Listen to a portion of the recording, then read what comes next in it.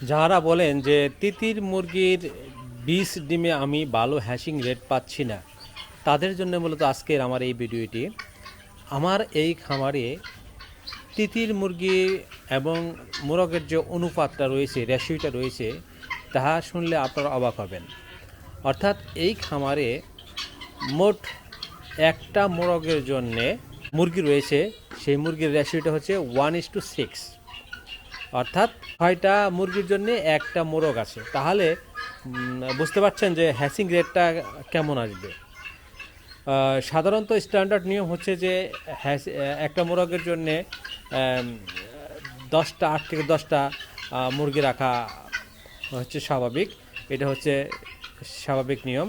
But এই ক্ষেত্রে এখানে আমার যে মোরগ ভার্সেস মুরগির যে রেশিওটা, এটা হচ্ছে 1:6।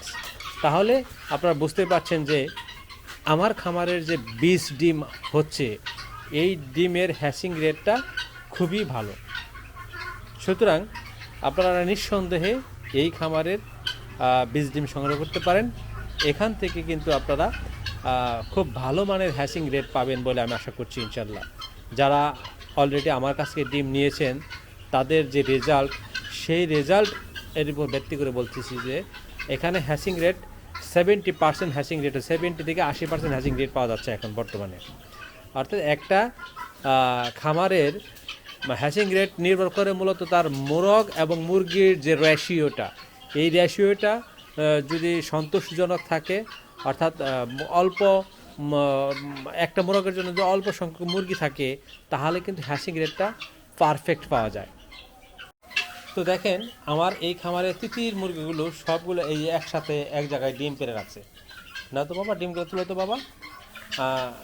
এরা আসলে যখন ডিম পারে, তখন কিন্তু একটা ডিম প্রথমে যে জায়গায় পারে, অন্যান্য মুরগিগুলোও কিন্তু একই জায়গায় সবাই এসে এক জায়গায় ডিম পারে।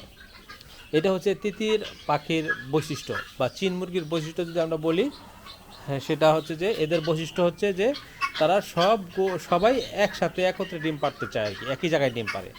এরা আলাদা আলাদা ডিম না পেরে একই জায়গায় সবাই ডিম পারে। এটা হচ্ছে তিতির পাখির বৈশিষ্ট্য।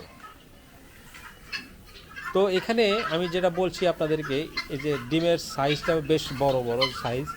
তিতির মুরগির যে ডিমের সাইজটা আপনারা দেখতে পাচ্ছেন যে এটা কিন্তু বেশ বড় বড় ডিম। হ্যাঁ, এটা দেশি মুরগির ডিম যে এটা, তার চেয়ে কোনো বড় ওই সাইজটা আমার কাছে মনে হচ্ছে। আপনারাও দেখতে পাচ্ছেন যে দেশি মুরগির ডিমের চাইতে কিন্তু সাইজ এটা বেশ বড় বড়।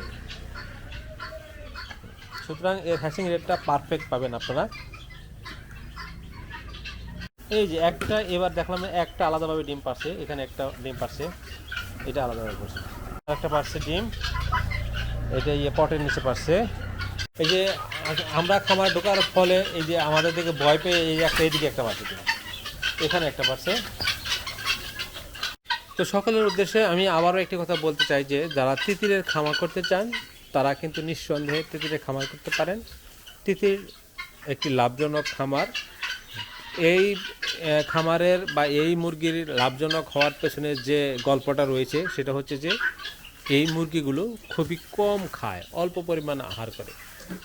এবং 2 নাম্বার যে আরেকটা বৈশিষ্ট্য হচ্ছে, এদের অসুখ বিসুখ হয় না বললেই চলে। তাহলে অল্প খায়, অসুখ বিসুখ হয় না। হ্যাঁ, আর একটা বৈশিষ্ট্য হচ্ছে এরা 1 টানা 2 বছর ডিম দেবে। আর এই মুরগিগুলা 1 টানা 2 বছর পর্যন্ত এরা ডিম পারবে। তাহলে এই কারণেই আমরা বলতে পারি বা আমরা দেখছি যে তিতির মুরগি একটি লাভজনক মুরগি। এই মুরগি পালন করলে আপনি বেশ ভালো পরিমাণের উপার্জন করতে পারবেন। খরচ যেহেতু কম, এই মুরগি পালন করলে বেশ সন্তোষজনক আপনি একটা টাকা আর্নিং করতে পারবেন, যেখানে অন্যান্য মুরগি পালন করে এর স্বপ্ন দেখা যায় না। বাট তিতির পাখি পালন করলে আপনি সন্তোষজনক টাকা উপার্জন করতে পারবেন। সুতরাং আপনারা যারা বাড়িতে দেশি হাঁস মুরগির সাথে এই মুরগি পালন করতে চান, তারাও কিন্তু শুরু করতে পারেন। অল্প দিয়ে কিন্তু আপনারা শুরু করতে পারেন। আর আপনি দেশি মুরগি যদি থাকে বাড়িতে, দেশি মুরগি দিয়ে কিন্তু কুচে বসিয়ে এই তিতির ডিম 20 ডিম নিয়ে আপনি বাচ্চা ফোটাতে পারেন। তাহলে আর দেরি নয়, আপনারা শুরু করে দেন। আমি চাচ্ছি যে বাংলাদেশের সমস্ত ঘরে ঘরে এই তিতির পাখি পালনটা শুরু হয়ে যাক এবং সবাই যেন সন্তোষজনক ডিম পায়, ডিমের যে চাহিদা সবার জন্য মিটে যায়, এটাই আমি চাচ্ছি। তো আপনারা শুরু করে দেন দেরি না করে। এখনই আপনারা ডিম সংগ্রহ করে, বীজ ডিম সংগ্রহ করে এই তিতির পালন শুরু করে দেন বসত বাড়িতে। খোলা অবস্থায় অথবা আবদ্ধ অবস্থায় দুইভাবেই তিতির পালন করা যায়।